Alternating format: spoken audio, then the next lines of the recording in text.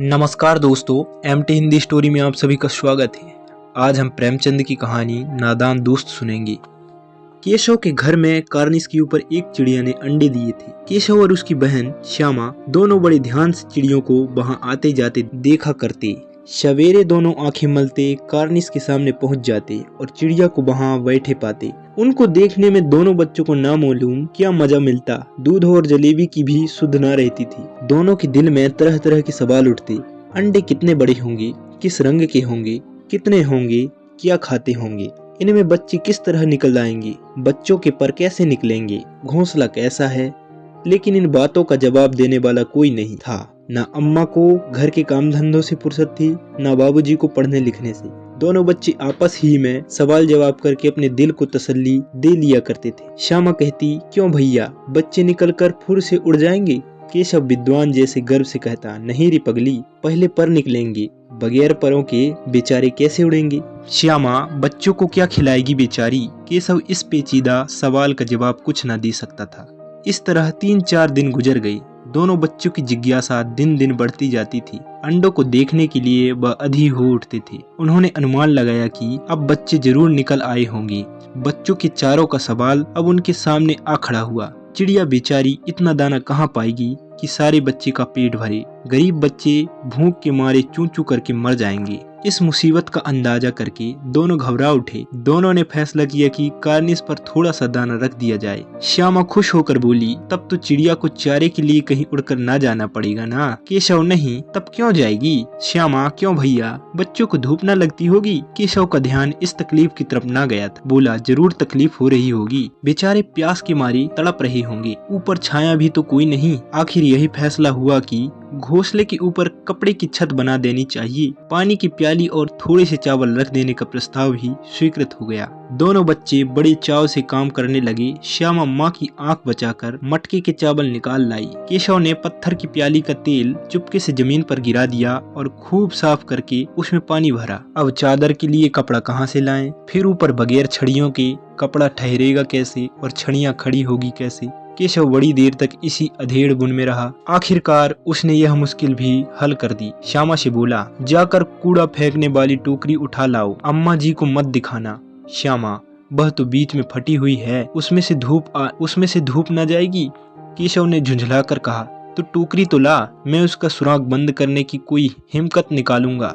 श्यामा दौड़कर टोकरी उठा लाई। केशव ने उसके सुराख में थोड़ा सा कागज ठूंस दिया और तब टोकरी को एक टहनी से टिका कर बोला, देख, ऐसे ही घोंसला पर उसकी आड़ दूंगा, तब कैसे धूप जाएगी। श्यामा ने दिल में सोचा, भैया कितने चालाक हैं। गर्मी के दिन थे, बाबूजी दफ्तर गए हुए थे। अम्मा दोनों बच्चों को कमरे में सुलाकर खुद सो गई थी। लेकिन बच्चों की आंख में आज नींद कहाँ। अम्मा को बहकाने के लिए दोनों दम रोके, आंखें बंद किए मौके का इंतजार कर रहे थे। ज्यों ही मालूम हुआ कि अम्मा जी अच्छी तरह से सो गई, दोनों चुपके से उठे और बहुत धीरे से दरवाजे की सिटकनी खोलकर बाहर निकल आए। अंडों की हिफाजत करने की तैयारी होने लगी। केशव कमरे में से एक स्टूल उठा लाया, लेकिन जब उससे काम न चला तो नहाने की चौकी लाकर स्टूल के नीचे रखी और डरते डरते स्टूल पर चढ़ा। श्यामा दोनों हाथों से स्टूल पकड़ी हुई थी। स्टूल की चारों टांगे बराबर न होने के कारण जिस तरफ ज्यादा दबाव पड़ता था, जरा सा हिल जाता था। उस वक्त केशव को कितनी तकलीफ उठानी पड़ती थी, यह उसी का दिल जानता था। दोनों हाथों से कार्निस पकड़ लेता और श्यामा को दबी आवाज से डांटता, अच्छी तरह पकड़, वरना उतर कर बहुत मारूंगा। मगर बेचारी श्यामा का दिल तो ऊपर कार्निस पर था।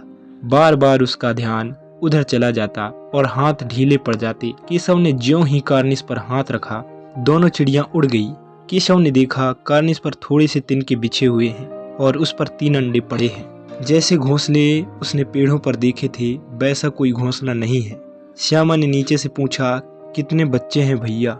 केशव, 3 अंडे हैं, अभी बच्चे नहीं निकले।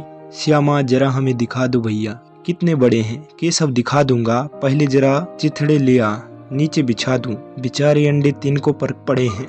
श्यामा दौड़कर अपनी पुरानी धोती फाड़कर एक टुकड़ा लाई। केशव ने झुककर कपड़ा ले लिया। उसकी कई तह करके उसने एक गद्दी बनाई और उसे तिनकों पर बिछाकर 3 अंडे उस पर धीरे से रख दिए।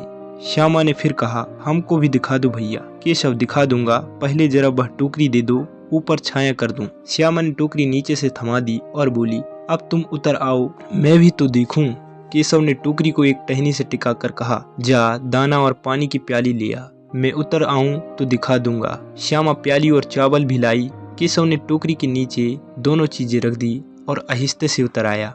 श्यामा ने गिड़गिड़ा कर कहा, अब हमको भी चढ़ा दो भैया।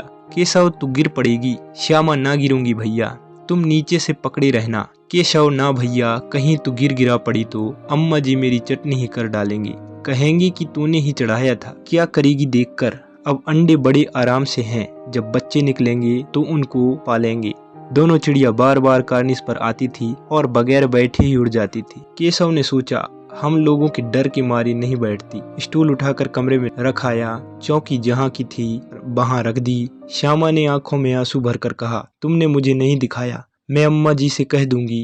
केशव, अम्मा जी से कहोगी तो बहुत मारूंगा, कह देता हूँ। श्यामा, तो तुमने मुझे दिखाया क्यों नहीं। केशव, और गिर पड़ती तो 4 सरना हो जाते। श्यामा, हो जाते, देख लेना, मैं कह दूंगी। इतने में कोठरी का दरवाजा खुला और माँ ने धूप से आंखें को बचाते हुए कहा, तुम दोनों बाहर कब निकल आए। मैंने कहा था ना कि दोपहर को ना निकलना। किसने किवाड़ खोला। किवाड़ केशव ने खोला था, लेकिन श्यामा ने माँ से यह बात नहीं कही। उसे डर लगा कि भैया पिट जाएंगे। केशव दिल में काँप रहा था कि कहीं श्यामा कह न दे। अंडे ना दिखाए थे, इससे अब उसको श्यामा पर विश्वास न था। श्यामा सिर्फ मोहब्बत की मारी चुप थी, यह इस कसूर में हिस्सेदार होने की वजह से। इसका फैसला नहीं किया जा सकता, शायद दोनों ही बातें थी। माँ ने दोनों को डांट डपट कर फिर कमरे में बंद कर दिया और आप धीरे धीरे उन्हें पंखा झलने लगी। अभी सिर्फ 2 बजे थे, बाहर तेज लू चल रही थी। अब दोनों बच्चों को नींद आ गई थी। 4 बजे यकायक श्यामा की नींद खुली। किवाड़ खुले हुए थे। वह दौड़ती हुई कार्निस के पास आई और ऊपर की तरफ ताकने लगी। टोकरी का पता न था। संयोग से उसकी नज़र नीचे गई और वह उल्टे पांव दौड़ती हुई कमरे में जाकर जोर से बोली, भैया, अंडे तो नीचे पड़े हैं, बच्चे उड़ गए। केशव घबराकर उठा और दौड़ता हुआ बाहर आया तो क्या देखता है कि तीनों अंडे नीचे टूटे पड़े हैं और उनसे चूने की सी चीज बाहर निकल आई है। पानी की प्याली भी एक तरफ टूटी पड़ी है। उसके चेहरे का रंग उड़ गया। सहमी हुई आंखों से जमीन की तरफ देखने लगा। श्यामा ने पूछा, बच्चे कहाँ उड़ गए भैया। केशव ने करुण स्वर में कहा, अंडे तो फूट गए और बच्चे कहाँ गए। केशव, तेरे सर में देखती नहीं है, अंडों से उजला उजला पानी निकल आया है, वही 2-4 दिन में बच्चे बन जाते। माँ ने सोटी हाथ में लिए हुए पूछा, तुम दोनों वहाँ धूप में क्या कर रहे हो। श्यामा ने कहा, अम्मा जी, चिड़िया के अंडे टूट पड़े हैं। माँ ने आकर टूटे हुए अंडे को देखा और गुस्से से बोली, तुम लोगों ने अंडों को छुआ होगा। अब तो श्यामा को भैया पर जरा भी तरस ना आया। उसी ने शायद अंडों को इस तरह रख दिया कि वह नीचे गिर पड़े। इसकी उसे सजा मिलनी चाहिए। बोली, इन्होंने अंडों को छेड़ा था अम्मा जी। माँ ने केशव से पूछा, क्यों रे। केशव भीगी बिल्ली बना खड़ा रहा। माँ, तू वहां पहुंचा कैसे। श्यामा, चौके पर स्टूल रखकर चढ़े अम्मा जी।